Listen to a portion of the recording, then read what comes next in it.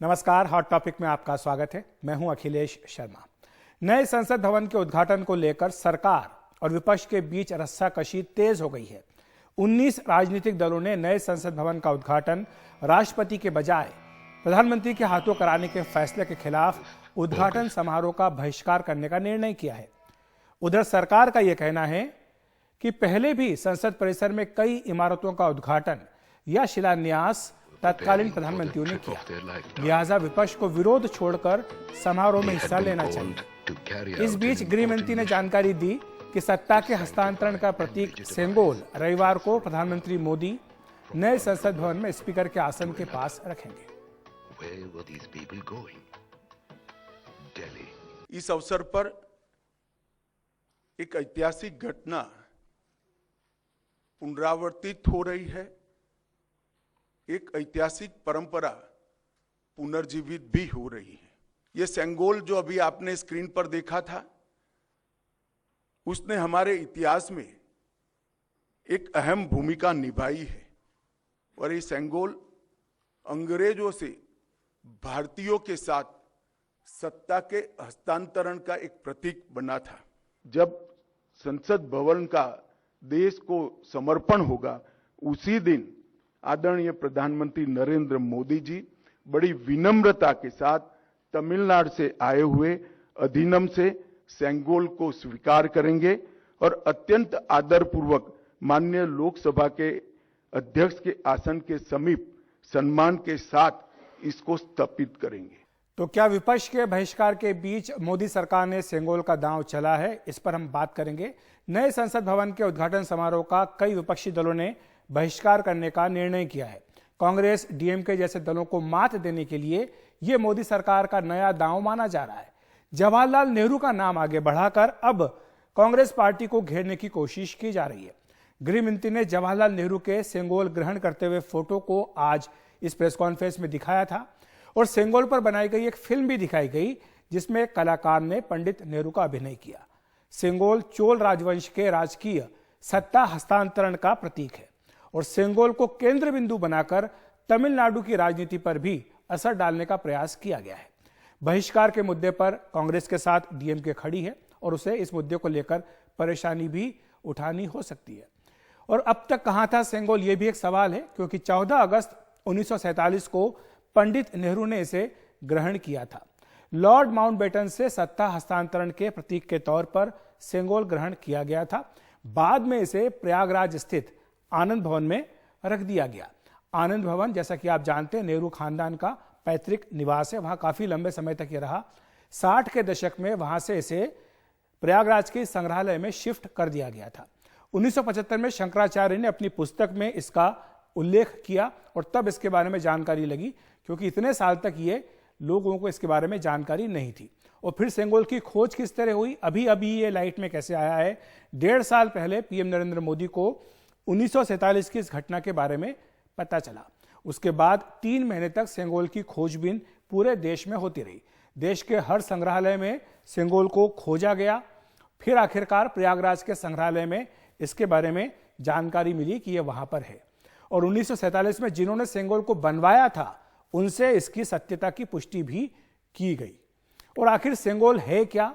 क्योंकि हमें आप में से कई लोगों ने आज के पहले शायद इसका नाम भी ना सुना हो। दरअसल ये तमिल शब्द सेमई से लिया गया है, जिसका अर्थ है नीति परायणता, यानी नीति के रास्ते पर चलना। 5 फीट लंबे चांदी के सेंगोल पर सोने की परत है, जो आप देख सकते हैं यहाँ पर। ये करीब 5 फीट लंबा है और ये चांदी का बना है, इस पर सोने की परत है।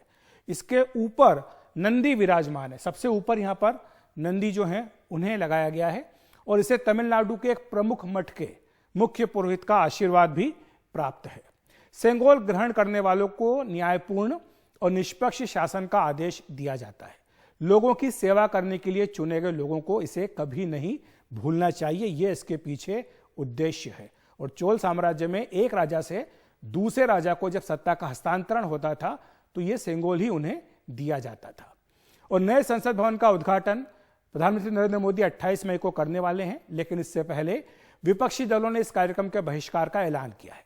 19 विपक्षी दलों ने एक साझा बयान जारी कर कार्यक्रम के बहिष्कार का ऐलान किया। विपक्ष का कहना है कि नए संसद भवन का उद्घाटन एक बहुत ही महत्वपूर्ण अवसर है, लेकिन सरकार लोकतंत्र को खतरे में डाल रही है। मतभेदों को दूर करने के लिए वो तैयार थे, ये उन्होंने दावा किया, लेकिन राष्ट्रपति को इस प्रक्रिया में पूरी तरह से दरकिनार कर दिया गया है।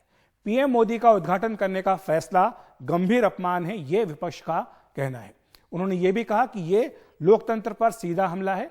राष्ट्रपति के बिना संसद कार्य नहीं कर सकती। राष्ट्रपति जो है संसद का अंग होता है। पीएम ने उनके बिना ही भवन के उद्घाटन का फैसला किया है, इस पर उनकी आपत्ति है। यह अशोभनीय है और राष्ट्रपति के उच्च पद का अपमान है। लोकतंत्र की आत्मा को संसद से निष्कासित किया गया, ये विपक्षी दलों के साझा बयान में लिखा है। फिर उन्होंने आगे कहा है कि हमें इस नई इमारत में कोई मूल्य नहीं दिखता है। संसद भवन के बहिष्कार का इसलिए सामूहिक निर्णय किया गया है।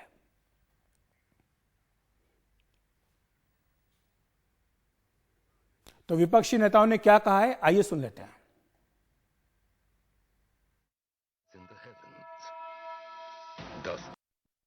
There is an adequate time of this government to review the decision of this government, and instead of Prime Minister, President of India should be invited for the inauguration. हम देश के वजीर आजम से, प्रधानमंत्री से ये डिमांड करते हैं कि आप पीछे हट जाइए।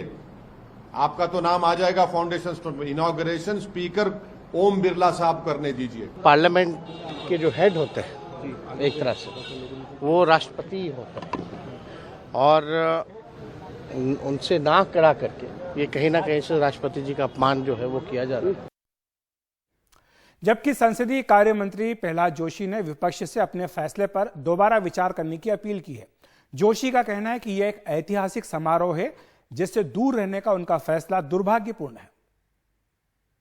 पहले तो हिस्टोरिकल इवेंट है, सब में पॉलिटिक्स करना ठीक नहीं है। This is not good, this is not the time of politics.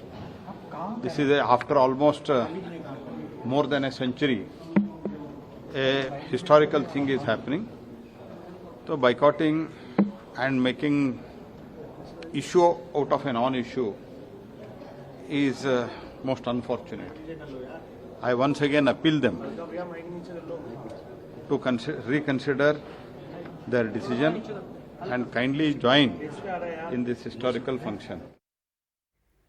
तो विपक्ष इस बिना पर इस उद्घाटन समारोह का बहिष्कार कर रहा है कि इसमें राष्ट्रपति को क्यों नहीं बुलाया गया। लेकिन पिछले 9 साल में ऐसे कई मामले हुए जब विपक्ष के राज्यों में जब विधानसभा का उद्घाटन हुआ तो उसमें राज्यपालों की अवहेलना कर दी गई।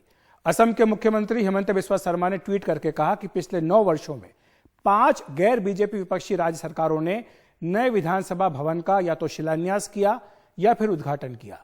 यह राज्यपालों ने नहीं बल्कि मुख्यमंत्रियों ने किए। उन्होंने उदाहरण दिए हैं, सन 2014 में झारखंड और असम में यूपीए के मुख्यमंत्रियों ने नए विधानसभा भवन का शिलान्यास किया, लेकिन इसमें गवर्नर को निमंत्रण नहीं दिया गया, गवर्नर को न्योता नहीं दिया गया। इसी तरह 2018 में आंध्र प्रदेश के मुख्यमंत्री ने नए विधानसभा भवन का शिलान्यास किया, यहां पर भी गवर्नर को न्योता नहीं दिया गया। 2020 में सोनिया गांधी ने छत्तीसगढ़ विधानसभा का शिलान्यास किया, यहां पर भी गवर्नर को न्योता नहीं दिया गया, जबकि वहां पर अनुसुईया उइके जो कि आदिवासी हैं वो राज्यपाल थी। 2023 में मुख्यमंत्री ने तेलंगाना विधानसभा का उद्घाटन किया, यहां पर भी गवर्नर को न्योता नहीं दिया गया। इसी तरह जब ये मौजूदा संसद भवन का उद्घाटन हुआ था तब क्या हुआ था। ब्लू क्राफ्ट डिजिटल फाउंडेशन के सीईओ अखिलेश मिश्रा ने एक ट्वीट किया है। उन्होंने कहा है कि कांग्रेस लोकतांत्रिक तरीके से चुनी गई भारतीय सरकार से ज्यादा ब्रिटिश उपनिवेशवादियों के प्रति वफादार रही है। अभी जो संसद भवन है उसका उद्घाटन जनवरी 1927 में वायसरॉय लॉर्ड इरविन ने किया था। उसमें कांग्रेस पार्टी से मोतीलाल जैसे प्रमुख नेता शामिल हुए थे। वही कांग्रेस अब नए संसद भवन का बहिष्कार कर रही है। तो जाहिर सी बात है कि ये जो राजनीति चल रही है संसद भवन के उद्घाटन समारोह को लेकर, ये थमने वाली नहीं है। और रविवार को जब ये होगा कार्यक्रम, तब तक हो सकता है कि इसमें और भी ज्यादा तेजी आए। हम आपको इसकी जानकारी देते रहेंगे, लेकिन फिलहाल हॉट टॉपिक में वक्त एक ब्रेक का।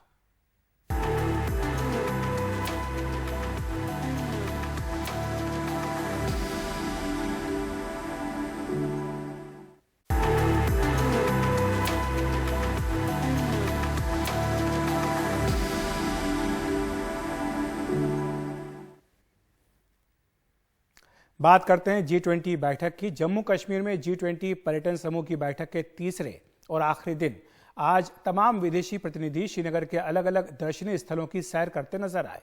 सुबह योग सत्र का आयोजन किया गया, जिसमें प्रतिनिधियों ने बढ़ चढ़कर हिस्सा लिया। इसके बाद उन्होंने गोल्फ के एक सत्र का आनंद भी लिया और डल झील के किनारे प्रसिद्ध मुगल गार्डन की भी सैर की। साथ ही ये प्रतिनिधि स्थानीय बाजार, शिल्प बाजार और अन्य महत्वपूर्ण जगहों पर भी गए। Kashmir crafts, a lot of things are available here. Well, it's been exciting so far, so I went and see what I see in the market. Okay. If you will get any chance in your life, would you like again visiting Kashmir apart from the G20? Yeah, I want to see Taj Mahal, Agra. Okay. I want to come back to Agra. So I'll see, what's the name of the place? Taj Mahal. Yeah, I'm loving it. You got a beautiful place in here. I think it's a nice experience to be in here. So I'm really enjoying it. Very, very beautiful experience. Love it here. Even though the rain, there's a little bit of rain, but we really liked it a lot. Beautiful, heaven on earth. तो hot topic में इतना ही। नमस्कार।